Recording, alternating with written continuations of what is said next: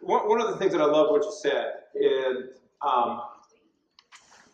because I work with so many new agents, and there are so many social media classes and video. There's all these classes and lunch and learns that we all go to.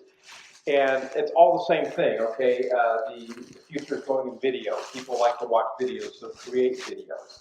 And maybe you can speak to this, because what I find the problem is we just go and create videos, but we don't really step back and ask the question of what is the consumer going to be interested in? And what's going to attract the consumer? And then we get stuck just promoting ourselves.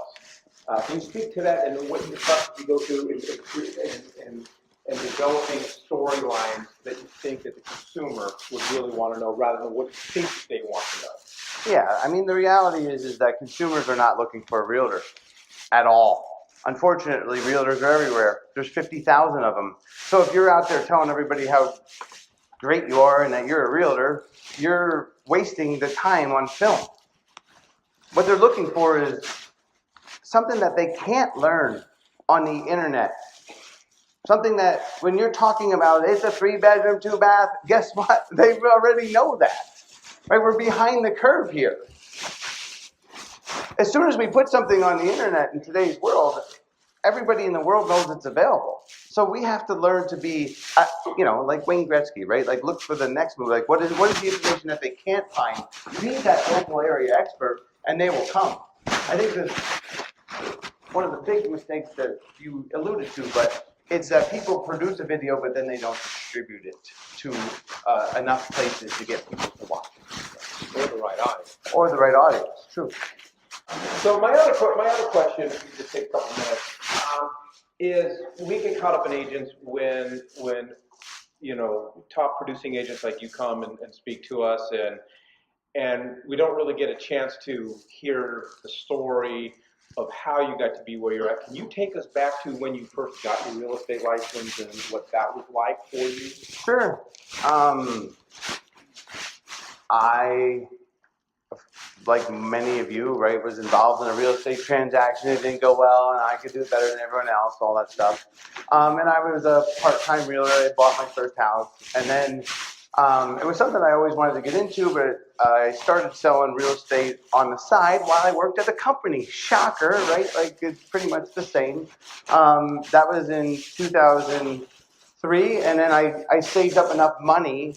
I was crazy enough converting internet leads in 2003, but buying leads from internet providers and trying to save enough money to leave so that I saved 6 months of salary, up.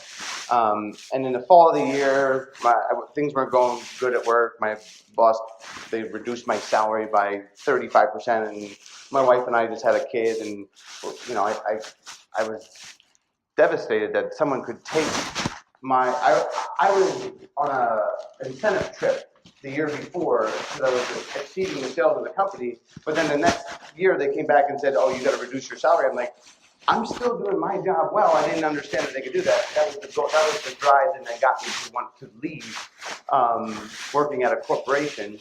And as I saved up enough money, in the fall of that year, of course, I quit my job. I have a buy and sell under contract. And then 3 days later, after I quit my job, of course, the lady also lost her job, which was my boss at work. And then I went 5 months without getting a check. So that was cool. But fortunately, it was now 2004, and things, I just kept on plowing ahead. And, the inventory was decreasing in 2004. It became easier, and the market started picking up. And thankfully, we hung on and to make hay that year. I mean, I ended up selling $7 million that year. Things really caught on.